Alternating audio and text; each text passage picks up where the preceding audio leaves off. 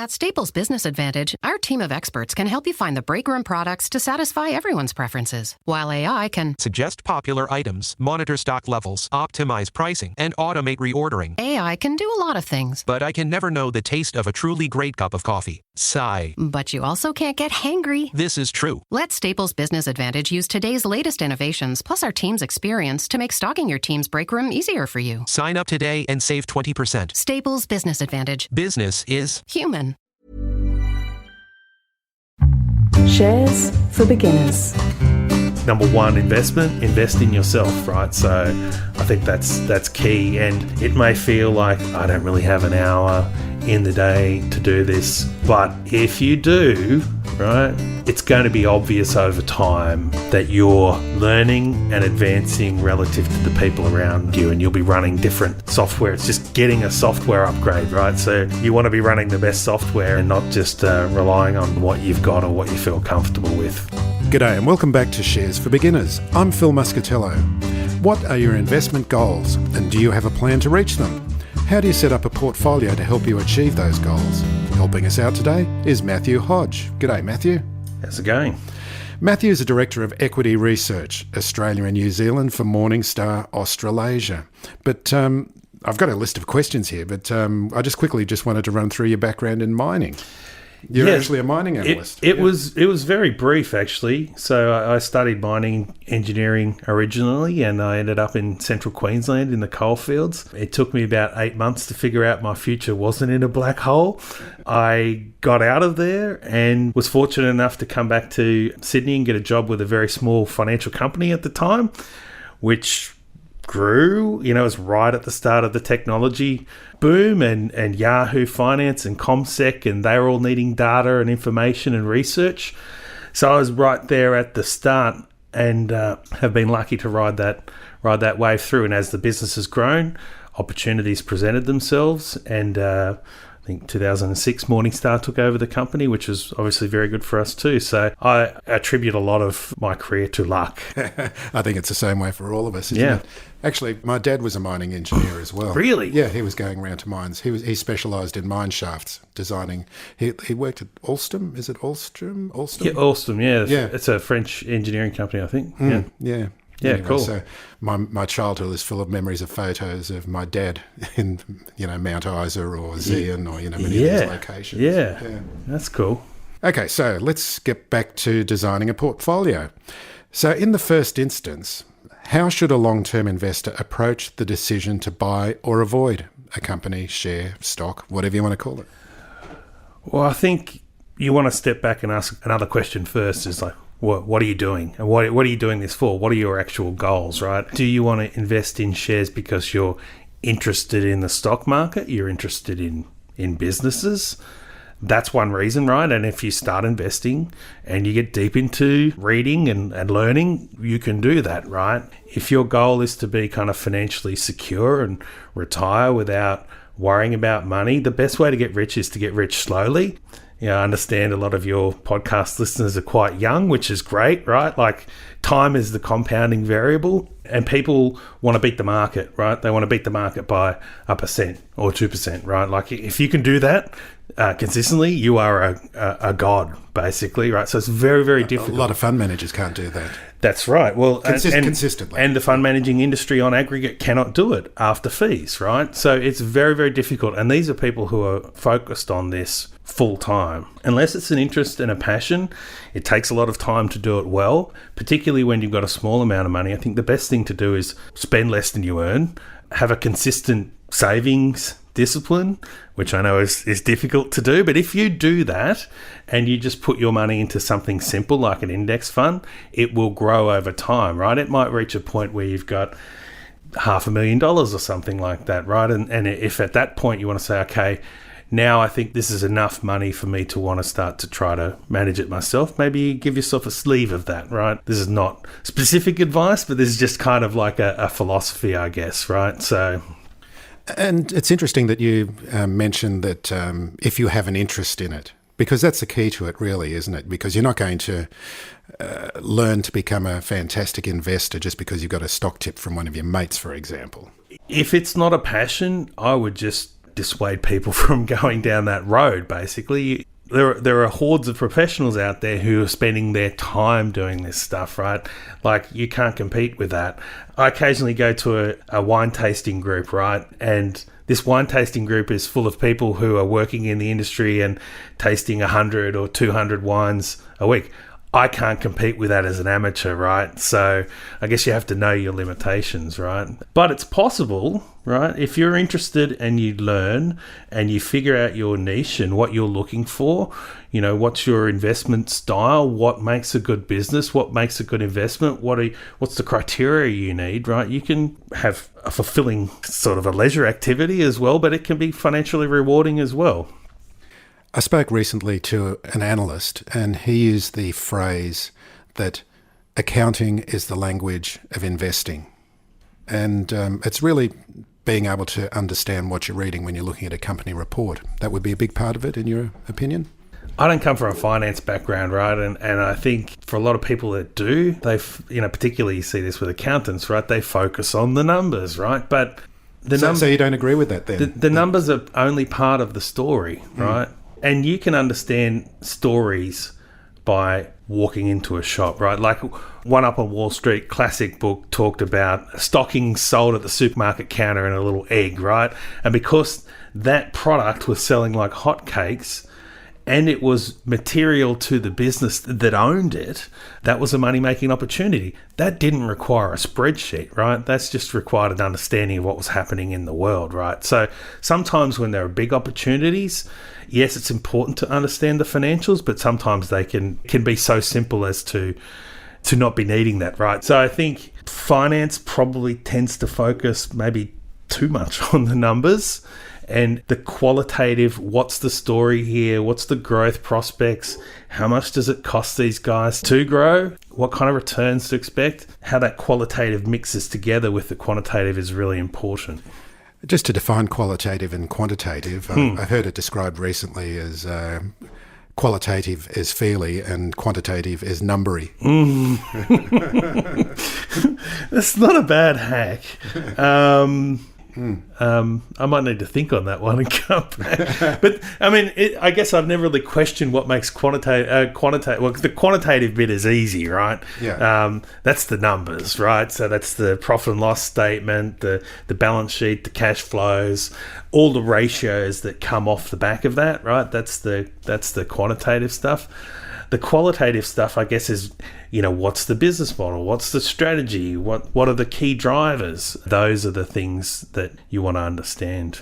And see, the interesting thing, though, is that using that Peter Lynch model, invest in what you know, it really comes down then to companies that are retailers because you're going to be purchasing products from them, or there might be, say, for example, a business software that you might be exposed to in the course of your day-to-day activities. But then it's not going to give you direct experience of a lot of other businesses that might be very highly investable. I think Buffett talks about circles of competence, right? So where do you want to start, right? So I think starting where you've got a fair idea is probably not a bad place to start, right? And then you can do the research and do the learning and the education piece to start to understand other industries, right? That's kind of how I would suggest perhaps going about it. Yeah. So, and if you did start with, what I was kind of suggesting, where the majority of your money is in an index fund and you're really not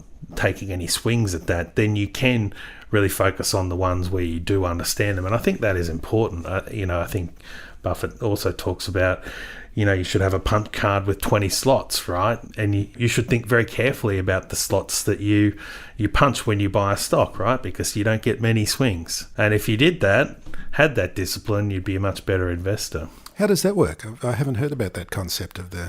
Well, I think he's trying to say, like, if over your investing lifetime, you can only buy 20 things, right? When you go to buy something, you have to have real conviction. Hey, I'm using 5% of my purchasing decisions in my life here. This really has to matter, and I really have to have strong conviction and understanding around this, as opposed to this chart's forming a diamond pattern and I'm selling this one and buying that one. I mean, I don't know if you've talked about the stats on traders in this podcast, but most of them lose a lot of money, which is why they have nice businesses and fancy ads. They want more. It's not that far away from gambling. Another guest that I was just speaking to was talking about the whole GameStop phenomenon in the United States. Yeah. And how it came at a time when there was no sports betting. I mean, sports betting has only just been legalised, which I find insane in the United States. Yeah. On a federal level, not in every state, of course. But then during the pandemic and the shutdowns, there was no games to bet on. And that was one of the driving factors behind the GameStop phenomenon. Yeah, I think the amount of money that was in the market as well, the amount of fiscal and monetary support that had been pumped in the economy, and there was just money sloshing around, and nowhere to spend it. And you saw it in cryptocurrency, and the market itself was going really well. You want to talk about timing the market, those are the things to look out for and say, hey, perhaps I should be a little bit more cautious here, right? Like, there's some crazy stuff going on here. I'm pretty sure that won't last. I don't know when it will stop, but I need to make sure I'm not taking excessive risk here, right? Because at some point there will be a comeuppance. So presuming that a listener does want to take an interest in researching companies a bit more, what are some of the common ratios that they should learn about before building a portfolio? Yeah, I mean, I think Howard Marks talks about this among others is, people are looking for a formula and a number, right? And if it's formulas and numbers, there's a whole army of quantitative analysts out there mining that stuff, right? So it has to be more than that, right? So you need to bring the qualitative understanding to bear as well. Having said that, return on invested capital is one that we particularly use at Morningstar. So for every dollar of capital invested in this business, how much is it going to return you every year? Is it going to return you 10 cents, 10%, or is it going to return you 20% or 50%, or is it going to return you 5%? That's one piece of information, right? And where can you find that number? Well, where I would find it is we've got a data product called Data Analysis, which I use religiously. I don't do many things religiously, but that is one. And so I can go to there and use that, but our products will have that. So I think morningstar.com.au, you'll be able to find for specific stocks, you can screen and find things like that. And invested capital, what does that represent? It represents the assets of the business, right? So if we're talking about BHP, it's the cost of the trucks, the plant, equipment, the processing plant, what they paid to build the mine, essentially. That would be the invested capital base, which is the denominator in the equation. Yep. And the return is kind of the after-tax return after excluding any kind of interest payments, right? So the benefit with using return on invested capital is it says, let's pretend this business is completely ungeared. And why does that matter? Okay, well, if you use a return on equity, what happens is you might have a business that's generating a modest excess return on invested capital, but if you gear it up 5 times, the return on equity looks amazing, right? It can be 20, 30, more percent, right? So if you're using return on equity as a screen, because it's got that financial leverage factor in there, it can lead you into risk taking. So if you're in really good times, right, and you're searching for return on equity, really good times is when these businesses tend to get geared up. The market may be somewhat cautious on these names, so have an understanding of greater than average financial risk. And so they'll show up nicely on a PE. You do a return on equity and PE screen, you're essentially screening for overgeared companies, right? And then, okay, market turns down, it's like, whoa, these are the businesses that are more likely than not to get hit, right? So return on invested capital is something that gives you a more accurate overview of the potential of the company. It doesn't have that bias, right, of return on equity. A lot of people use return on equity and it's fine, but you just need to understand that. There is a difference, isn't there? Yeah. Yeah, so if you're deeply interested, if you just Google DuPont analysis, then pull up the wiki page, I find DuPont analysis really, really useful as well. And it basically disambiguates the return on equity into 3 parts. It's like the net profit margin, the asset turnover, so how much revenue for every dollar of assets you've got, and the leverage factor, so how much financial leverage, right? And why that's interesting is you can it can tell you, is this a high margin, low turnover business? Is it a low margin, high turnover business like a supermarket or something like that? Is it very capital intensive? So, mining companies, their asset turnover might be 1 or something like that. As opposed to a SaaS company, the asset turnover might be humongous, right? So, and all of those factors multiply together, right? So if you've got something that is high margin and high asset turnover, you can generate phenomenal returns on equity, right? Like in some of these, web-based businesses, like a Facebook, every dollar that comes in is basically incremental profit, right? So highly scalable. At Staples Business Advantage, our team of experts can help you find the breakroom products to satisfy everyone's preferences, while AI can Suggest popular items, monitor stock levels, optimize pricing, and automate reordering. AI can do a lot of things. But I can never know the taste of a truly great cup of coffee. Sigh. But you also can't get hangry. This is true. Let Staples Business Advantage use today's latest innovations, plus our team's experience, to make stocking your team's breakroom easier for you. Sign up today and save 20%. Staples Business Advantage. Business is human.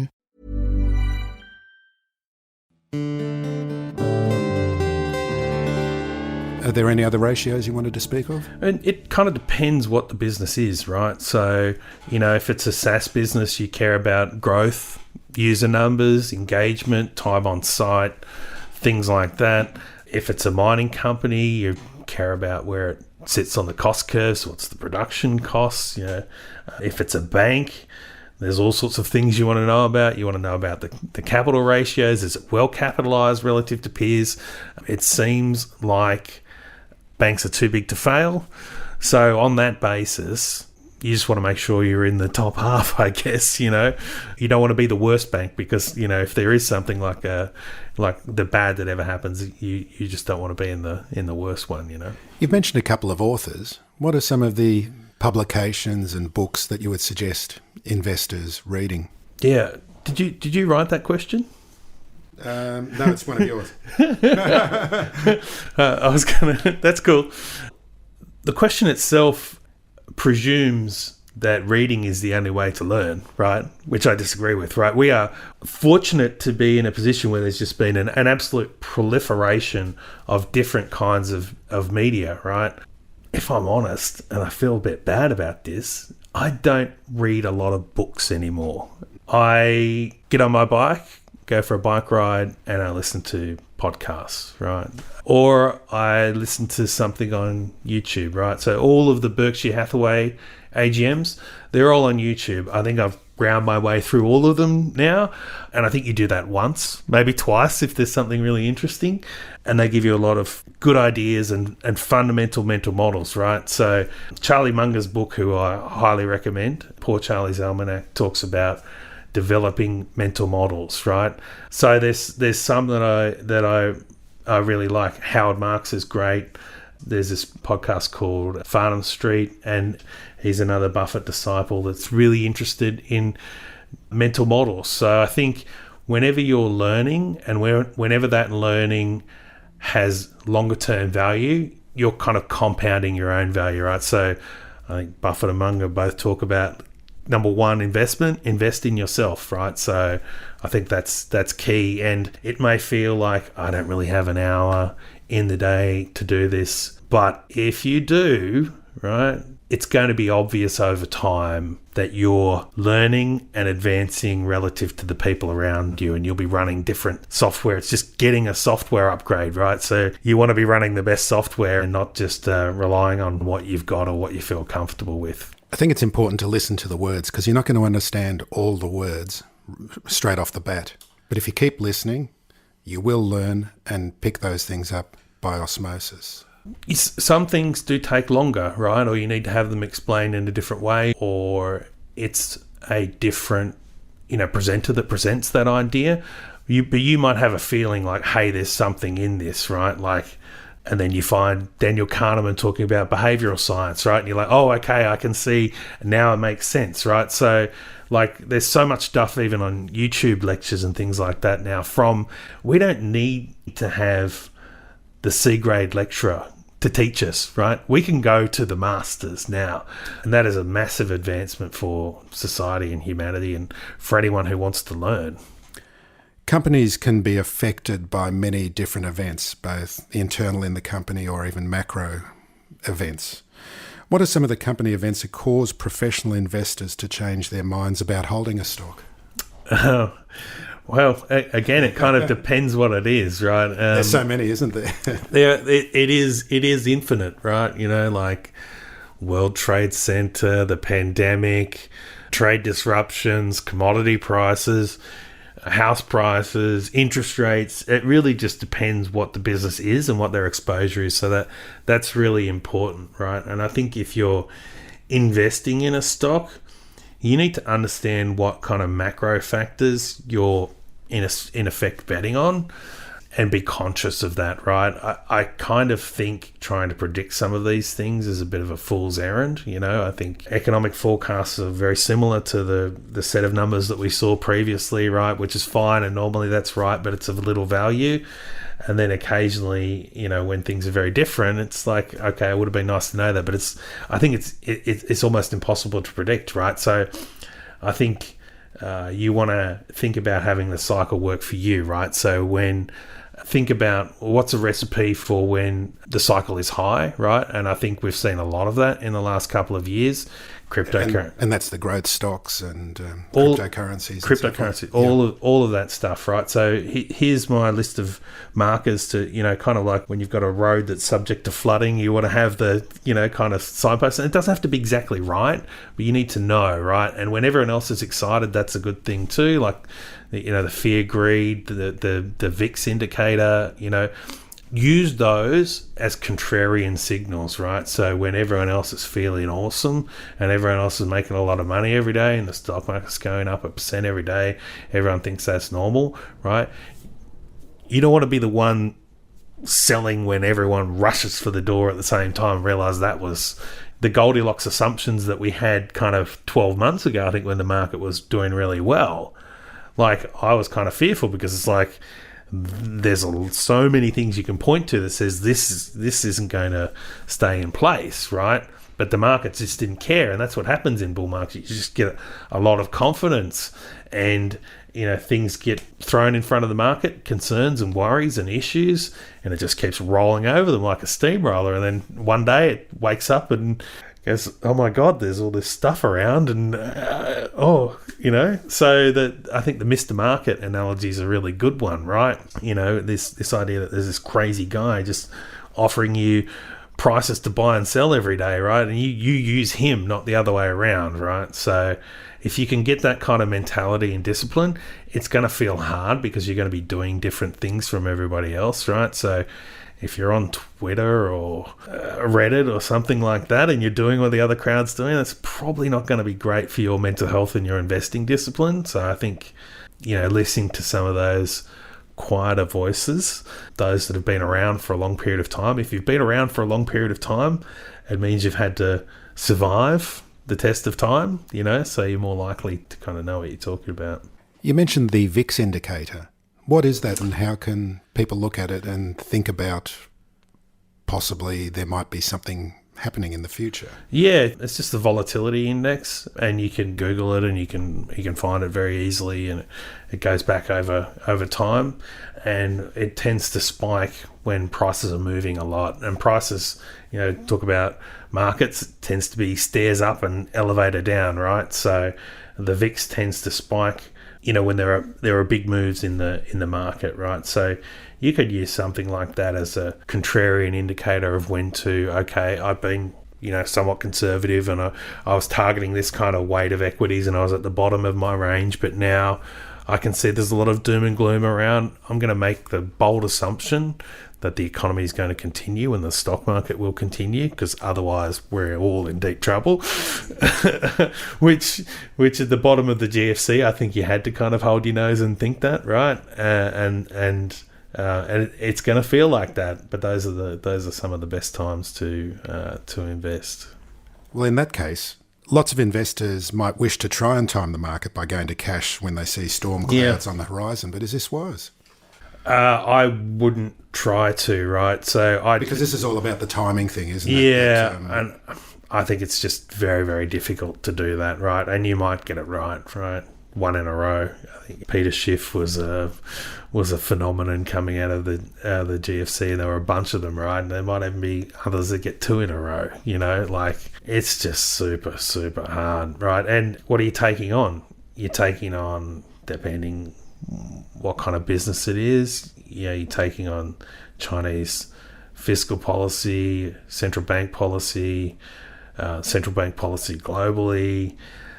There are people that can make actions which are contrary to kind of what you hypothesize, so I just think it's very difficult to know all that sort of stuff. So instead, what I think is let's say you've got to the point where you've got quite a decent amount of money and you've got some allocation to fixed income bonds and you've got some allocation towards equities as well.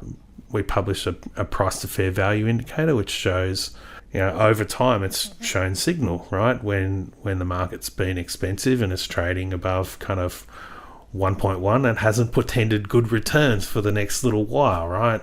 But then the period that we just kind of, I don't know if we're coming out of it or not, but I think about a month ago we hadn't had the market so undervalued on average, according to our valuations. You had to go back to the GFC and very briefly the COVID pandemic, but that window closed very quickly. So if you have some flexibility to move your allocation to equity, then, if you're doing opposite things to the market, if you are selling last year into the strength, buying this year into some weakness, it might not be exactly right.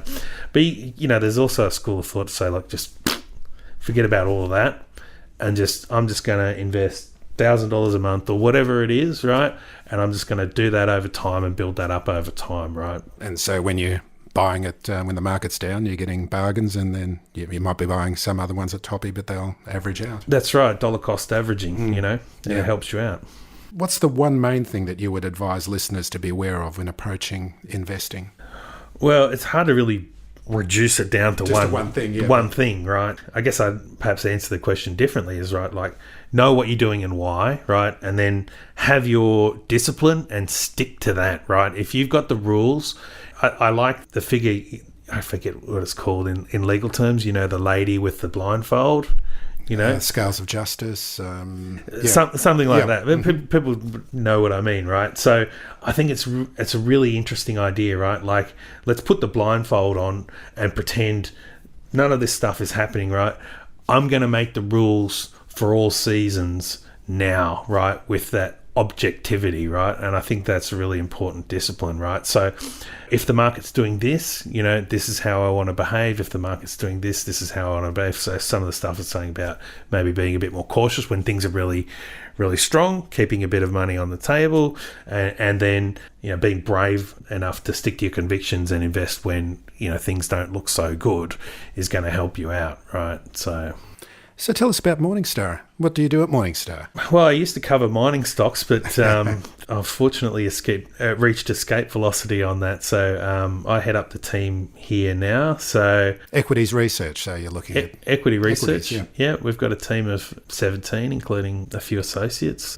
We cover nearly 200 stocks across Australia and New Zealand, the vast majority of the ASX 100 and most of the 200, and a smattering of Kiwi stocks as well. I see all sorts of stuff, which one of the great things about this particular job is it's constantly forcing you to learn, right? And not every day are those learnings pleasant, right? But you can look back on that and say, okay, you can see the progress, right? Like, and when I say not pleasant, right, it's like some company does something completely unexpected and you've got to go, okay, that wasn't what I thought. What do we deal with? How do we deal with that, right? And that goes into the mix and you build your experience, and that's all rewarding and interesting. And if listeners want to find out more about Morningstar and the research that's offered? Yeah, so you can go to morningstar.com.au. We have a free trial which is available to everyone. You can get on and have a look at the research. There's a lot of articles. I think some of them are free even around some of these ideas around personal finance and discipline and how to build up your wealth over time. That's not just, picking stocks, right? And I think that's an important part of the equation too. Matthew Hodge, thanks very much for joining me today. Pleasure. If you found this podcast helpful, please tell a friend, especially if it's someone who needs to start thinking about investing for their future. You'll be helping them and helping me to keep this show on the road. Shares for Beginners is for information and educational purposes only. It isn't financial advice, and you shouldn't buy or sell any investments based on what you've heard here. Any opinion or commentary is the view of the speaker only, not Shares for Beginners. This podcast doesn't replace professional advice regarding your personal financial needs, circumstances, or current situation. And thank you for listening to my podcast.